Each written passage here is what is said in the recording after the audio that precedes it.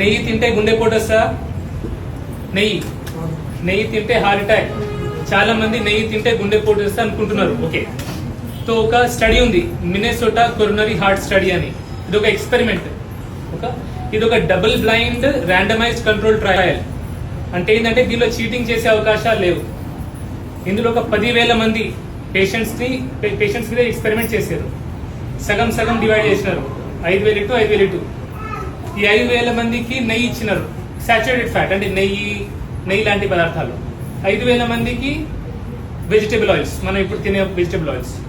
4 విషయాలు గమనించారు వీళ్ళు. ఎవరైతే వెజిటేబుల్ ఆయిల్స్ తిన్నారో వాళ్ళకి కొలెస్ట్రాల్ లెవెల్ తగ్గింది. నెయ్యి తినే వాళ్ళకి కొలెస్ట్రాల్ లెవెల్ పెద్ద తగ్గలే. ఈ వెజిటేబుల్ ఆయిల్స్ తిన్న వాళ్ళకి కొలెస్ట్రాల్ లెవెల్ తగ్గింది. First point. సెకండ్, గుండెపోటు చెక్ చేశారు. ఎంతమంది ఎవరెవరికి గుండెపోటు వచ్చింది. సపోజ్ ఇందులో 10 మందికి వచ్చింది అనుకోండి, ఇక్కడ కూడా 10 మందికి వచ్చింది. సో కొలెస్ట్రాల్ లెవెల్ తగ్గియడం వల్ల గుండెపోటు రాకుండా పోలేదు వీళ్ళకి. ఓకే, మూడోది, ఇది ఆల్ కాజ్ మోర్టాలిటీ అంటారు. సరే, కొలెస్ట్రాల్ తగ్గియడం వల్ల వేరే రోగాలు రాకుండా ఉంటది, వేరే రకంగా చనిపోకుండా ఉంటారు, అది కూడా లేదు. ఆల్ కాజ్ మోర్టాలిటీ ఇందులో ఒక 100 మంది ఉంటే ఇందులో కూడా 100 మంది. సో కొలెస్ట్రాల్ తగ్గడం వల్ల ఈ ఎక్స్పెరిమెంట్ లో, మినెసోటా కొరోనరీ హార్ట్ స్టడీలో గుండెపోటు రాకుండా పోలే, సమానంగా వచ్చింది. రెండోది, చనిపోవడం కూడా సమానంగా చనిపోయినారు. కానీ మూడో విషయం ఇంపార్టెంట్, 65 సంవత్సరాల తర్వాత, 65 సంవత్సరాల కంటే పైబడిన వాళ్ళకి ఎవరికైతే కొలెస్ట్రాల్ లెవెల్ తగ్గించారో వాళ్ళు ముందు చనిపోవడం జరిగింది. సో 65 సంవత్సరాలు దాటిన వాళ్ళు కొలెస్ట్రాల్ తగ్గించే తొందరలో ఉండకూడదు, అంటే ఈ స్టడీ ప్రకారం. ఓకే, సో ఇది మినెసోటా కొరోనరీ హార్ట్ స్టడీ. సో నెయ్యి తినాలా తినొద్దా మీరు డిసైడ్ చేయాలా, ఇది స్టడీ. ఓకే, రెండోది, మటన్ తింటే కూడా హార్ట్ అటాక్ వస్తా అంటే, మటన్ తింటే అన్ప్రాసెస్డ్ మటన్, అంటే ఇప్పుడు మనం పిజ్జాలు బర్గర్లు తినే ప్రాసెస్డ్ మటన్ కాకుండా మనం ఇంట్లో వండుకునే మటన్ తింటే హార్ట్ అటాక్ వచ్చినట్టు ఒక్క ర్యాండమైజ్డ్ కంట్రోల్ ట్రయల్ కూడా లేదు.